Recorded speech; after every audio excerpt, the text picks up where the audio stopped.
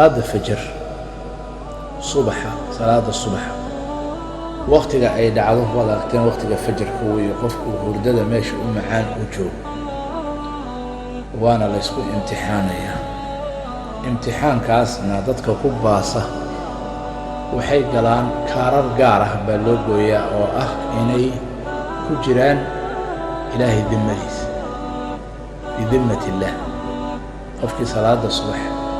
ku tukada jamaacada wuxuu ku jiraa dimada ilaahay yani ballan iyo ahd iyo damaano security iyo insurance gaar ah baa loo gooyaa ilaahay xaqiisa inuu ku jiro qofkaas maalinta alla taabanka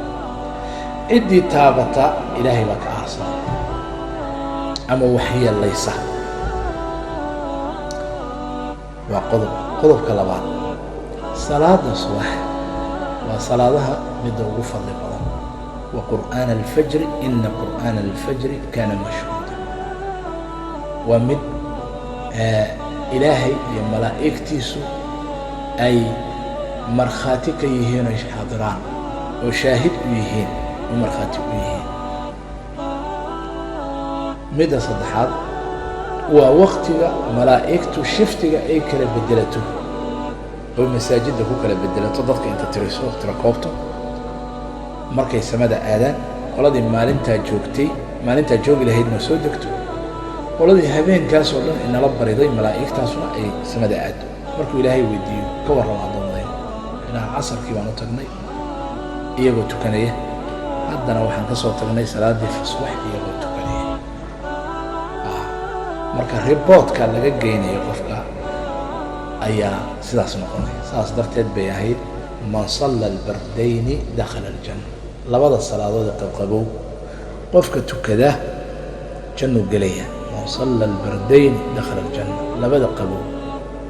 casar iyo waxay ku tilmaameen culimada fajr salaada fajr nebigu calayhi salaatu wasalaam wuxuu leeyahay hadday og yihiin waxa ku jira ajar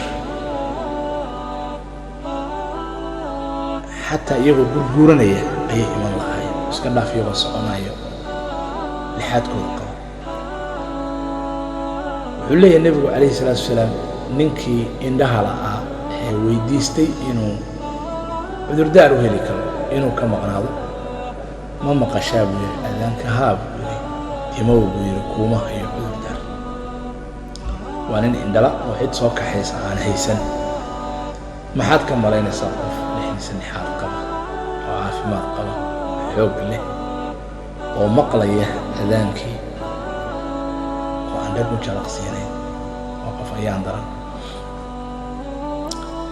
ilaahay subxaanahu watacaala subaxa iyo galabta aad buu u akiday wasabbix bixamdi rabbika qabla tuluuci الshamsi wa qabla guruubiha yacni galabtii intaa qoraxdu dhicin ilaahay xus subaxdii intaa qoraxdu soo bixinna ilaahay xus waxay tilmaamaysaa labada waqti bay tilmaamaysaa casar iyo fajr ilaahay subxaanahu watacaala safka hore iyo dadka salaada subax tukanaya malaa'igtiisu ka hor ammaana alle subxaanahu watacaala malaa'igtu way u faraxdaa oo way barataa dadka imanaya salaada fajr maalinta qiyaamo waxay leeyihiin nuur taam ah oo ilaahay subxaanahu watacaala uu siiyey iftiin dhammaystiran bashir ilmashaa'iina biاlظulami biاnnuuri الtaami yowma alqiyaama nuur dhammaystiran maalinta qiyaamo ugu bishaaray haddaba walaalayaal khayrkaas oo dhan qofka ka qada soo qof ayaan daran maaha haa akiid waa qof ayaan daran waxaa loo baahan yahay marka gurigu inuu isu kaalmaysto hooyada iyo aabbaha oo hooyadu ay kiciso iyada waajib kuma aha inay tagto masaajidka laakiin isagu waa waajib marka inaanu sariirtii u jiifi karin ee ay kiciso ay tiraado ka kac salaadii aad waqtigii waa la joogaa uu soo tukado soo noqdo markaa hadduu doono hurdadiisa u wato iyaduna ay tukato oo carruurtii kiciso oo uu wiilasha sii kaxeeyo wixii masaajidka waaweyne ku tukanaya sidaasaa la rabaa gurigu inuu horta isugu kaalmeeyo salaada. waxaa kaleeto loo baahan yahay in dadaal lagu bixiyo sidii loo soo kici lahaa, taasoo ah in waqti hore la seexdo, in habeenkan aad loo soo jeedin. laakiin dadka ayaan darrada dhacdo waxaa ka mid ah qofku inuu soo jeedo ilaa waqtiga fajarka wax yar ka hor, markii xoogaha fajarka ay ka dhiman tahayba saacad ama nus saac ama 2 saac, markaas uu sariirta aado seexdo. qofkaas waa qof ku talagalay inaanu soo kicin salaad fajr. marka waa in lagu dadaalo oo waqtigeeda la bixiyo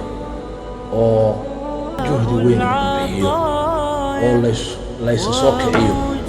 oo dad lagu ballansado oo saacado loo dhigto oo hal saacad ku kafin waaya 2 iyo 3 saacadood ku kiciya